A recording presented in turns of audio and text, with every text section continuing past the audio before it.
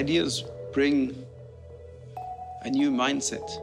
New thinking truly changes the nature of who we are, how we behave, how we deal with each other. In essence, it changes humanity. The prize rewards a thinker, therefore rewards somebody whose life is dedicated to creating ideas. So it fits very, very well. I think the prize starts with the conviction that ideas really matter, and the ways in which we think the world and understand it most deeply shape the kind of policies that we can form, shape the ways in which we behave economically or in our social life, and especially the relation among different civilizations. So the prize honors somebody whose ideas and whose work as a deep thinker have profound significance for a wider public and for how people live their own individual lives. It's a yearly prize. A multicultural jury. It also is composed of men and women, and very importantly, across disciplines. So philosophy is heavily weighted, but also knowledge of politics, economics, social sciences in general.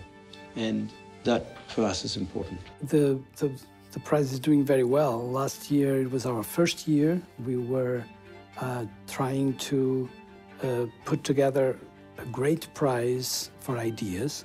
The general description of philosophy fits that way. The history of ideas is, in a way, the history of philosophy.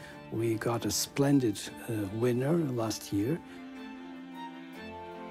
What I would like to preach for is more of this attempt to integrate philosophy with the approaches of other disciplines: history, music, poetry, sociology, and so on. And that's because I think there are a certain number of interesting issues that you can't get to without that. And indeed, if you think of the agenda of the Berggruen Institute, right, which is attempting to bring understanding across these huge cultural gaps, it's got to be philosophy of that kind, which is going to make real contributions here. At the beginning, when we discussed about the prize, we also mentioned that many of thinkers, they are not necessarily grew up in the traditional Western philosophy.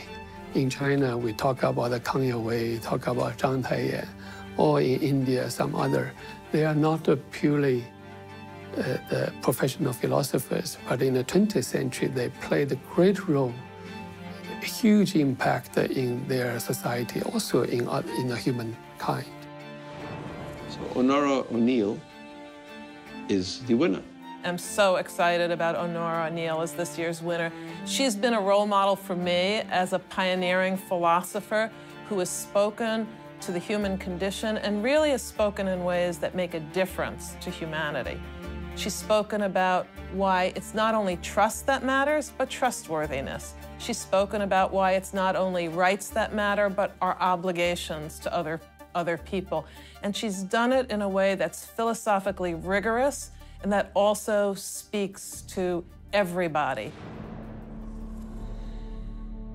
In the future of the Berggruen Prize, I think we will see more and more of a sense of the breadth of philosophy, the way that philosophical thinking is shaped by different cultural contexts, and the way in which individual thinkers from these different contexts are in conversation with each other about the great transformations that are reshaping our lives. Today, rethinking democracy, rethinking capitalism, rethinking humanity itself are key things where we are just touching at the issues, but we really haven't come up with the answers. And part of what we do at the Institute is to try to help think through the questions so that we can come up to some of the answers.